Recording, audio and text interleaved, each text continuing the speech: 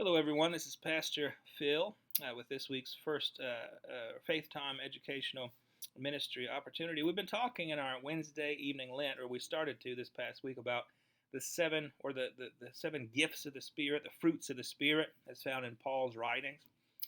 And we started off with peace, and we talked about how peace is an evangelical habit. Not evangelical in the sense of a certain type of church, but evangelical meaning, like the root word means, of or about the good news, gospel oriented, bringing people to faith and to God.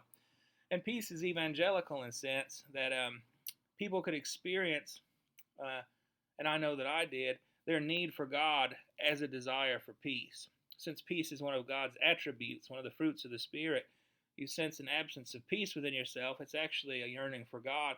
And when you interact with people who are peaceful, it can be evangelical because you can see in them something that you desire for your own life too. You can say, I want some of what that person has. How do I interact with that? How do I get that? Where do I find peace? And the answer is a relationship with God. So peace is evangelical in that way. But that got me to thinking about how could we talk about that with some of the other fruits of the Spirit. And I ran into a snag when I started wondering if joy was also evangelical.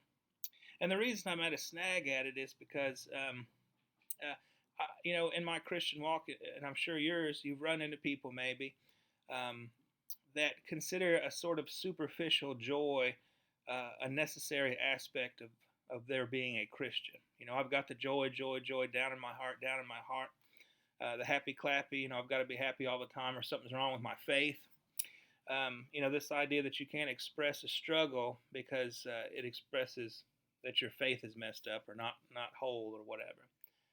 And that, of course, is not what we want to shoot for.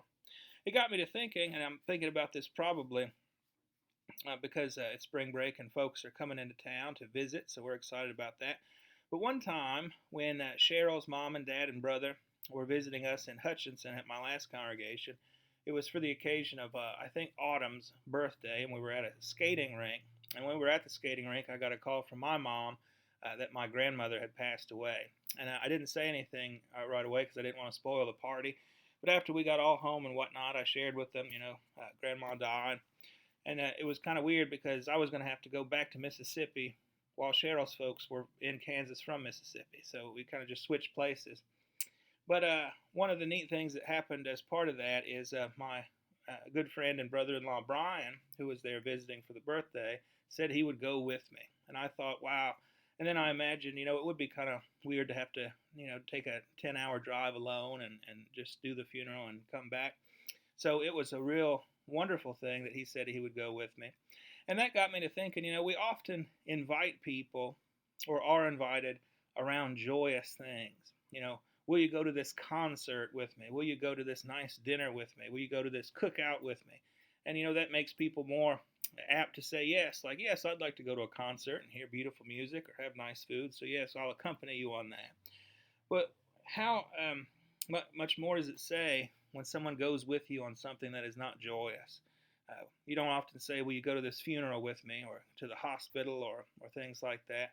I think of times, in seminary and after where, folks have said, I have this difficult thing. Will you go with me? And, to be able to say yes is such a, it's a good feeling, and it points us towards the strength of those relationships we find in Christ. Or when someone goes with you on something that is unjoyful, it really feels good in that way, and not just in the superficial "that makes me happy" way, but it points you to really what joy is. That it's a feeling that is, or an experience that is be above happiness. It's not just fun. It is a deep sense of God's presence lived out, and through your relationship with other people.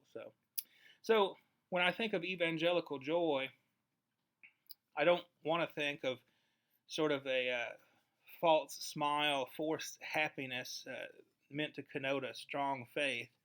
I want to think of those times when folks accompany me on things that aren't happy, but in that we find that that God is in our relationship together, and that's a way that I think is a better way to think of evangelical joy. All righty. Thanks for listening, and we will see you on Wednesday evening at 6:30 for dinner, 7 o'clock worship, where we'll be talking about the fruits of the Spirit some more, or on Sunday, where we're going to be having worship, and then there's also a social justice meeting that afternoon. So hope that you are doing well. Have a good spring break for those of you who are on spring break, and we will talk to you soon.